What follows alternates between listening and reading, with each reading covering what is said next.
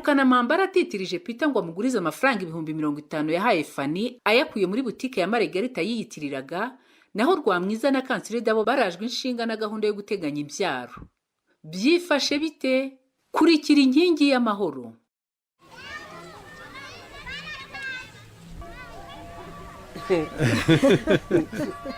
Ukora abana se mujye mubyihanganira babasaba ibyo bashaka byose nyine.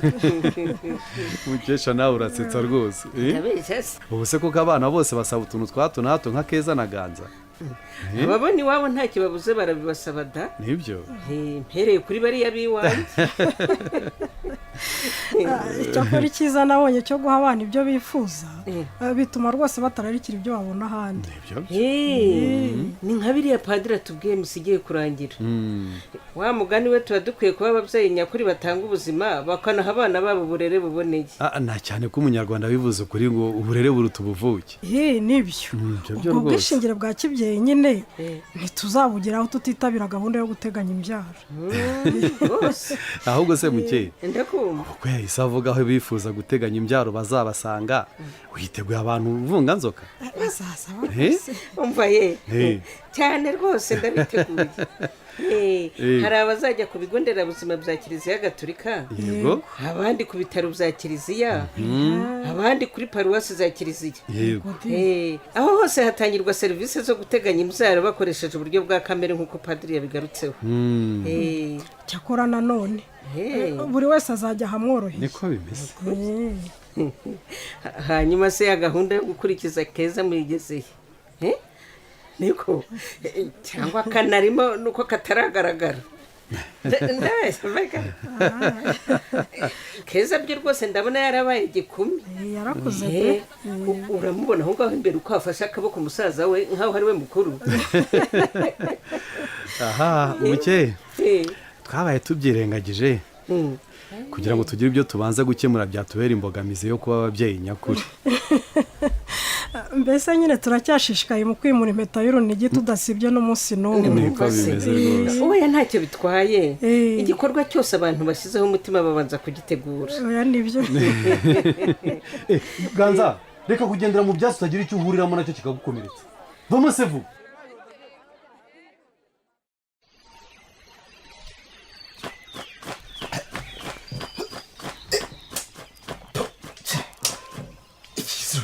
Kimaze gusa nabi rwose. None se ko nawe udashobora kureka kukijyana mu kazi ngo byibura gifurwe? Yawe Kansire da rwose nawe wasetse. Birananga kumusadi. Pefa. Ravaho se. Nawe uravuga ngo ngisige. Ari icyo ndimba nasubundi so kugiponda nisima no kucyurana urwego nubaka. Ikigomeraho. Nuko rero wikwinubira ko gisa nabi. Ngaho hanagura neza naho mu bitugu byacyo. Ngaha. Harasa nabi. Simbona se abijyaniraho. Uretse ko nahangana ntanabibonye. Naho ntacyo bitwaye. Hanyuma se Kansiri. Ndakumva. Umunsi ntawe kireba gusanga. Ashwida.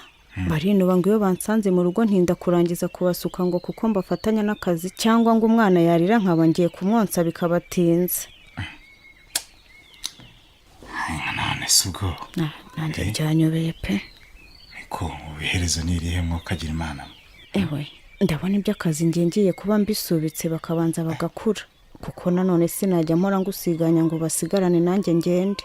Oya Kansiri. Ntabwo wahagarika akazi kandi uzi n'intego dufite. None se dukora iki sheri? Mva nkubwire. Twihambire twongere dushaka umukozi. Umukozi udashobora kumara kabiri se byo twazabivamo koko. Nuko bigiye kugenda pe. Nta kundi. Azasezera dushaka umusimbura nta kuzuyaza rwose. Ntabwo bitwabivamo. Erega dukeneye kwizigamira sheri. Tuko se. Kandi se twakwizigamira iki tutahurije hamwe umusaruro w'ibyo dukora ngo byibura turebe ko twagera ku byo twifuza dutangire kubiharanira. Ariko uziko ejo bundi Bernard twaganiriye akanyibwira ko kubaka bidasaba amafaranga menshi. Ubu yibiseka nibyo. Yewe yarakubeye. Ubwo se waba ufite 10,000 kubakamo yihenze koko sheri. Bernard ntiyambeshya ndamwizeye. Reka nkwereke. Iryo 10 waryizigamira. Sibyo? Ukagenda urigereka handi nkaryo. Mu gihe gito cyane waba utangiye kuzamura inzu yawe. Ntabwo bisaba amamiliyoni n'amamiliyoni.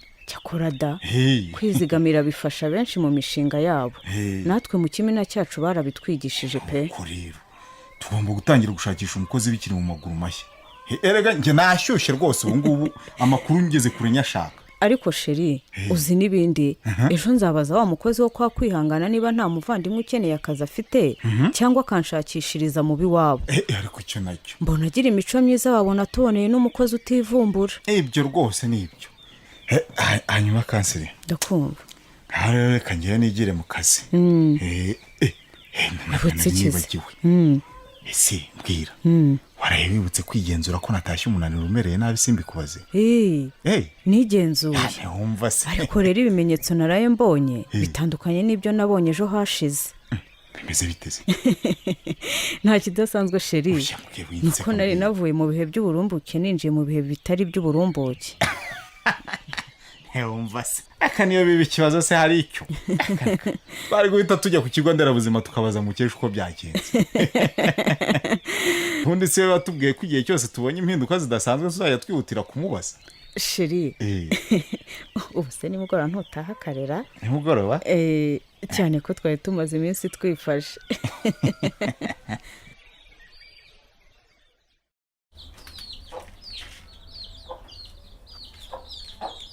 Abima ibiryo bya tata ntibirashya ko ari gusinzira. Oya ariko bigiye gushya mwihanganyeho gato. Shagira vuba adasinzirira ku ibere kumukangura rwose byaba ari ukumubangamira. hanyuma se gukomeje guhagarara aho n'ibiki Abima? Nyine nari mfite ikibazo. Ikibazo giteye gite? Hari undi musore se wabashatse kugucokoza? Oya ahubwo ni ibindi. Mabuja ubuse nimbikubwira ntuvuga ko nanga mukecuru koko? Nta kibazo Abima ngaho mbwira rwose nguteze amatwi. Nyine ntakubeshye mama Teta ni ukuri mukecuru arancunaguza pe. Biki? Ni ukuri no kuba natinze gutekera Teta niwe wabiteye. Atese kuko ntunganya ibiryo by'umwana akaza akabisubiramo avuga ngo nabikoze nabi. Akabisubiramo Abima? Ni ukuri pe. Atese nyine niba ari ibirayi araza kongera akabironga avuga ngo amazi nabironzemo ni mabi kandi abeshya ni ukuri. Akabireba ngo arebe ko nabihase neza ngo n'amaso yabyo nayakuyeho. ayiwe umva ubundi ngo karoti z'umwana ngo ntiziharuye neza. ni ukuri rwose birambangamira mama Teta ni ukuri pe. Komana Abima ibyo byose bamagukorera nta rundi rwango ruba rubirimo sibyo? none se si wowe wakumpaye kandi akakumpa kwizeye? Yego niwe. nuko rero ntabwo akwanga rwose ujye ugerageza kumwihanganira sibyo?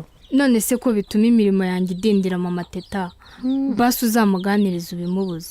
Ndabikwemerera rwose Abima nzamuganiriza. ngaho genda. mukecuru ibyo ni ibiki nkoreye koko? turashize. ayiwe akoze ibiki se kandi? mbisa ngenda Abima mbisa njye kureba. nanjye ntusigare. ndebera koko. muzi biki se wa muhungu kuba mvuye kwirebera udushwe tuvutse vuba ndakosheje ariko abana bubu we urumva ukuntu ubu ntonomera. ye baba data we kuki utambwiye ko ushaka kwinjira mu kazi k'inkoko ngo nkubwire uko ubigenza koko mukecuru? n'ibiki turahi ko numva wowe na mama muri gutongana? wakabaye wabanje gukandagira muri uyu muti.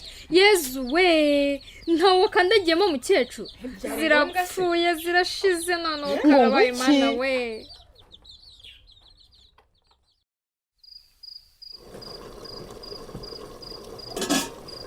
Peter amazi nagutumye yo kongera mu muceri ariyo kutayazanye. Ego man singaye iruhande rwawe Sheila. Sorry nari nayabonye. Ngaho nkatira icyo gitunguru mu gihe nanjye ndi gukata inyanya. Mpereza ko gasahani. Aka akira. Ese Sheila ndakumva ntwari kadaherutse kuza hano yabaye iki? baba rawe mbazi bya ntwari. Nuvuze utyo Sheila cyangwa numvise nabi? none se n'ubu ntabwo aza ngo dusangire?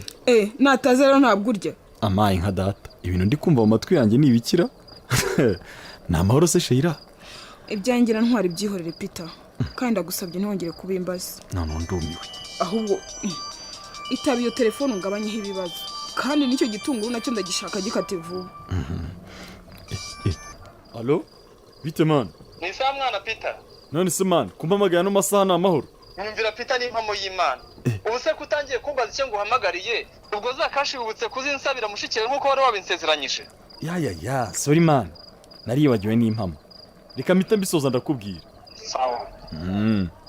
Sheila, karame Peter. none se ko nayo nkeneye amafaranga 50,000 najya kuyabikuza. Ayo mafaranga yose nayiki? Nyine arakantu nashaka gukora tu. Akantu bwoko ki? Urayanyimye se man? Oya ntabwo nyakwimye, ariko nawe urabizi ko amafaranga ava mu mitungo ababyeyi badusigiye atari yo gupfa gusezagura uko twiboneye. Ibyo ndabizi rwose. None rero urabanza umbwira icyo ushaka kuyakoresha, ninsanga gifatika ndakuri kuyabikuza, ariko nidusanga kidafatika ntabwo nkwemerera rwose. Ubwo nyine nkamye ikimasa nabyumvise. Kuba muzima Peter, ubwo ibintu utinye kumbwira ni ibiki? Wa muhungu ubwo ntibatangiye kujya mu bigare by'amafuti? Ndumvira kandi kuzanye. Ubwo amafaranga ugiye kuyakoresha ikintu kizima cyangwa urashaka kuyagura ibisindisha? Ahubwo si ibyo bihuriye. Peter, twumvikane, nindamuka amenye ko watangiye imico mibi ngewe nzahinduka unyoberwe.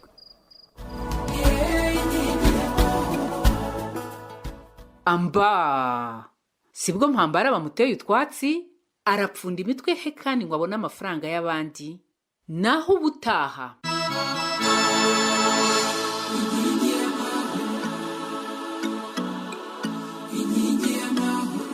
Ikinamico inkingi y'amahoro muyigezwaho na Caritas Rwanda ku bufatanye na Minisiteri y'Ubuzima binyuze mu kigo cy'igihugu gishinzwe ubuzima RBC ku nkunga ya Enabel. Itambuka kuri Radio Rwanda kuwa kabiri isaa 12:15 z'umugoroba, kuwa gatatu isaa 2:15 z'ijoro no kuwa kane isaa 12:15 z'umugoroba. Kubacikanywe ibi bice byose byatambutse mu cyumweru byongera kunyuzwaho kuwa gatanu isaa 2:15 z'ijoro no kuwa gatandatu isaa 8:30 z'amanywa. Mwayikurikirana kandi ku rubuga rwacu rwa YouTube wanditsemo Ikinamico inkingi y'amahoro. Inkingi y'amahoro. Bakunze b'ikinamico inkingi y'amahoro, hari icyifuzo, ikibazo cyangwa se indi nyunganizi wifuza kutugezaho, watwandikira cyangwa se ukaduhamagara kuri 079 81 13 120 cyangwa se 0788 43 52 06. Bitihise ukatwandikira kuri email, adrese ni inkingi y'amahoro 2023@gmail.com. Inkingi y'amahoro.